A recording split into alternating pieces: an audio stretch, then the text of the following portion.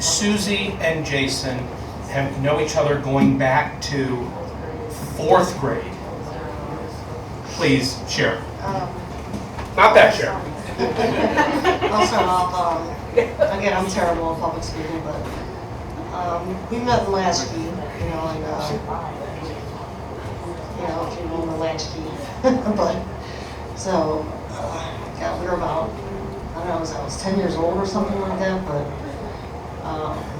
then we went through high school, we were in marching band together, and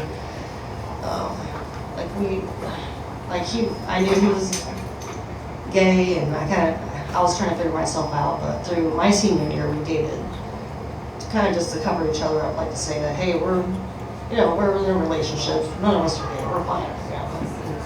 He was my first kiss in my parents' basement, and it was clicking teeth and awful, and but my parents could hear his big laugh from the basement upstairs, and he bought my parents Christmas presents. He bought me like a ruby ring once, some ruby earrings.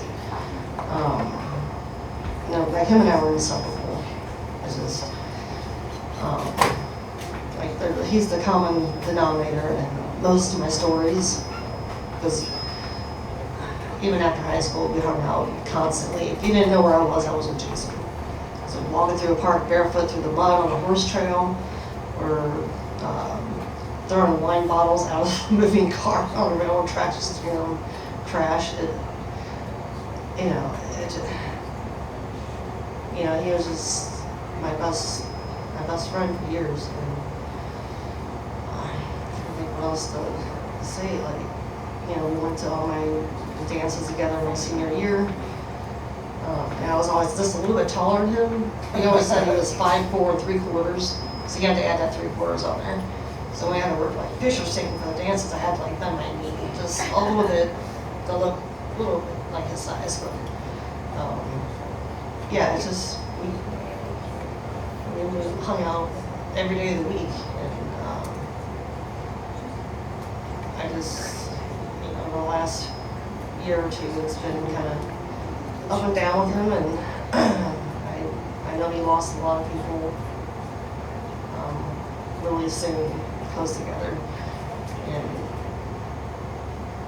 I tried to help him, and I know you can't help people unless they want it, but I was always going to be there for him no matter what. And,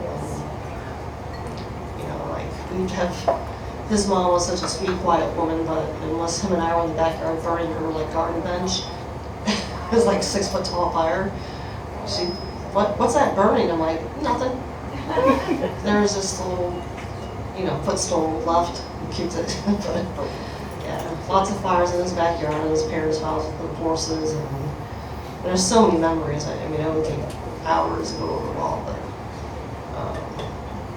You could hear his laugh would just light up the whole room, and his smile. And one time my one girlfriend broke up with me. He picked me up. He said, "We're going on a drive. Let's go to Coshocton. We're gonna go to a winery. We're gonna relax. We're just gonna get out of here for a while."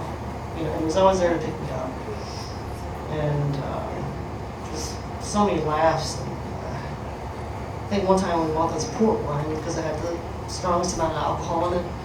But it was just so disgusting. So we had 2 sips of it, and we're like,